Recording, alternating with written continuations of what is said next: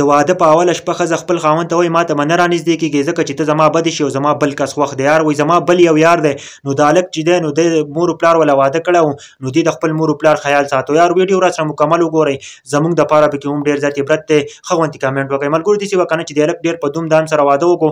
د واده اوله شپه ده او دا چې کله کمرې ته ورغی په ډبل بیډ کې کېناستو نو د جینۍ ورته ویل چې ته به ما ته نه رانږدې کېږې ځکه چې زما بل کس خوښ دی او ته زما بد شي. یار دا هلک هم حیران شو چې ته زما مور و پلار چې دی نو ما له په واده کړی دی په خوښه باندې، نو دې وجې نه چې دی نو د هلک په ډېر زیات ناکام کولو. او د هلک چې مخکې ما خرچې کړلې ته مخکې ما ته ویل به که نه چې ما به واده نه کولی. او د جینۍ چې دی نو یو بل سره بیخي وران شول. نو د هلک جدا سملاسته او د جینۍ جدا سملاستله.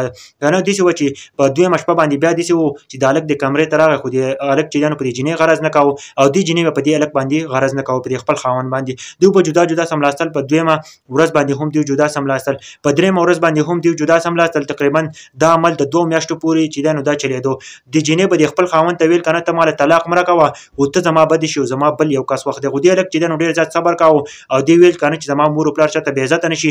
مور و پلار چې دی نو ما له واده کړی دی په خوښه باندې، نو دوی به د خپل مور و پلار خیال ساتو. او د جینۍ به ورته په مخه دا خبره کوه چې زما بل هلک خوښ دی ته به ما له طلاق نه راکړې او بل دا چې ته زما بد شي. یار دا هلک چې دی نو د خانو نه ایستلی او په مخه به ورته داسې خبره کوله ځکه چې 2 میاشتې وشو د هلک او د جینۍ به د یو بل سره خبرې نه کولې، د یو بل نه به جدا جدا سملاستلو.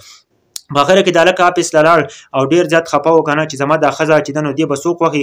او ډېر زیات غوسه شوی هم هو د خانو نه وتی و چې دا کله کور ته راغی که نه او د خپلې ښځې له چې دی نو طلاق ورکړو ویلې چې زما د کور نه وځه چې کوم کس ستا خوښ دی نو په هغه پسې ورکېږه. نو دا جینۍ چې ده نو دې خپل سامان نه واخیست او دا چې ده نو د هغه کور نه د خپل د خاوند د کور نه لاړه. دا چې کله لاړه که نه تقریبا 1 هفته چې ده نو دا وشوله دا واپس هغه کور ته راغلی په کوم کور کې چې دې خاوند د مخکینی خاوند دی چې وله کوم خاوند چې وله د جینۍ له طلاق ورکړی و نو دی چې ده نو هغې ته راغلی او د خپل خاوند نه معافي وغوښته چې زه ستا په خپو پرېوځم که نه چې ته ما معاف کړه. نو دې هلک ورته ویل که نه چې ما ته له طلاق درکړی دی ته زما دپاره پردی ښځه یې ته چې دی نو د دې ځایي نه ځه او راکېږه. د هغه نه پس چې دی ملګرو په دې ویډیو کې زموږ دپاره داسې عبرت دی که نه چې کله یو کس واده وکړي نو د هغه په ذهن کې نورې جینکۍ تاویږي. د هغه په ذهن کې نورې جینکۍ ځکه تاویږي که نه چې خپله ښځه یې خو د دې په ذهن کې نور جینکۍ تاویږي. دا یو فطرتي عمل دی.